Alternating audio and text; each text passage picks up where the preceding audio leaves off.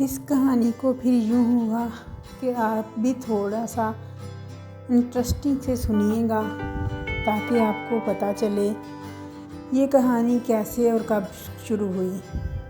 तो इस कहानी के मेन जो किरदार थे वो थी 4 बहनें। बड़ी का नाम नाइला था और दरमियान वाली बड़ी से छोटी का नाम जो है फसीला था, छोटी रहीला और उससे छोटी शाइला। तो ये चारों इकट्ठी रहती थी मिल बांट के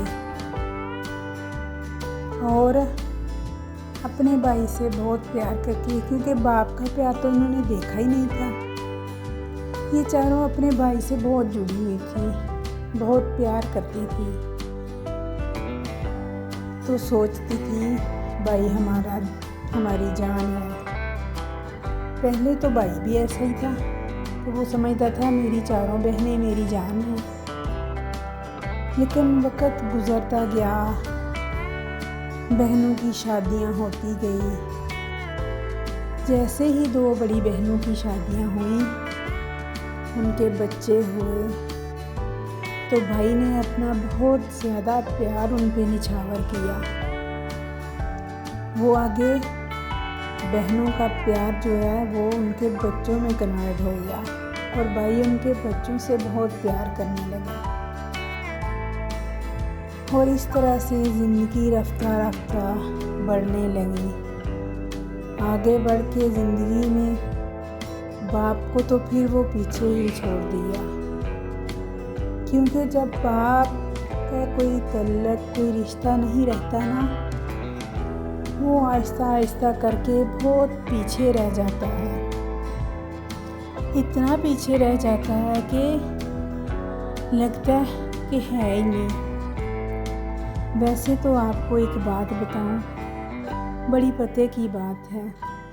वो कहते हैं ना, जो दुनिया से चला जाता है ना, वो सब्र आ जाता है।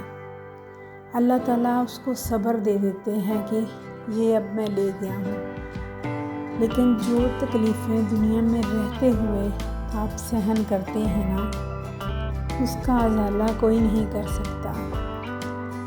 वो तकलीफ़ रोज़ आपको ज़िंदा करती, रोज़ मारती है, क्योंकि आपके वो रिश्ते ज़िंदा होते हैं, होते हुए भी ना होने के बराबर है। तो उन चारों बहनों ने ये बाप की जुदाई और बेरुखी ये पल पल सही है। इस पे उन्होंने लोगों के काम किए, लोगों के ताने सुने, लोगों की बातें सुनी। कोई कहता था हमने आपको खाना खिलाया है, कोई कहता था हमने आपको कपड़े दिए हैं। लेकिन खुदारा उन चारों बहनों से भी तो पूछो, उन्होंने क्या तकलीफ़ें झेली हैं। उनकी तकलीफ़ें भी तो देखो। अगर उनको कोई खाना देता था तो वो उनके बदले में उनसे काम लेता था। खाना कोई फ्री में नहीं देता। अगर कोई कपड़े देता था तो वो भी साथ काम लेता था। तो इस तरह से फिर बाप और भाई बहुत ज़्यादा याद आते हैं कि काश हमारे सरों पे हों और हमें लोगों के ये ताने मेने ना सुनने पड़े।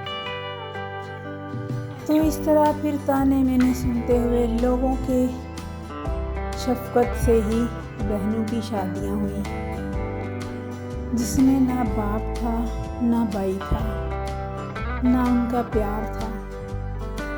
तो फिर बंदा क्या कर सकता है। ज़िंदगी तो जैसे रुक सी गई, चलने का नाम ही नहीं ले रही ज़िंदगी।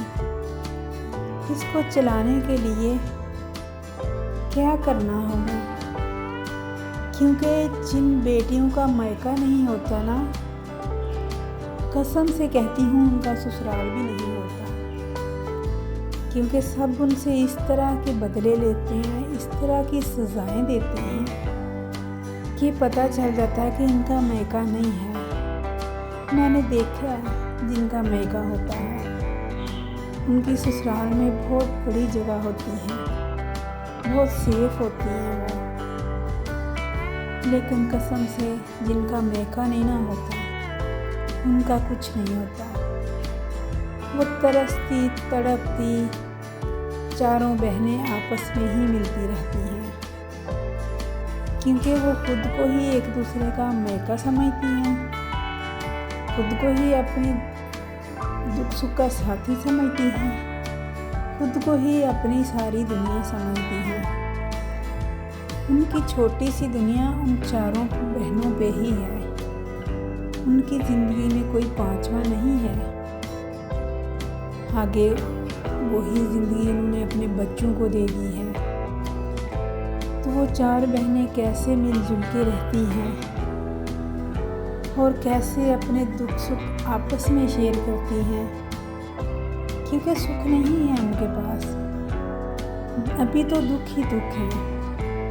तो वो सारे दुख खुद ही झेलती हैं, क्योंकि कोई है नहीं उनके पास जिसको वो अपने दुख बता सके। फिर वो आपस में ही हंस लेती हैं, आपस में ही रो लेती हैं। तो खुदारा अपनी बहनों का ख्याल रखें, अपनी बेटियों का ख्याल रखें। इस कहानी को मैं जितना भी तवील करूँगी ये ख़त्म नहीं होगी, ऐसी ये दुखों भरी दास्तान है। तो जैसे भी आप सुनना चाहेंगे मैं आपको इस तरह से ही इस कहानी को आगे लेके चलूँगी, क्योंकि अभी तो यहाँ पर चार बहनों की शादियाँ हुई और वो अपने दुख झेल रही हैं और बच्चों के साथ बिज़ी हैं।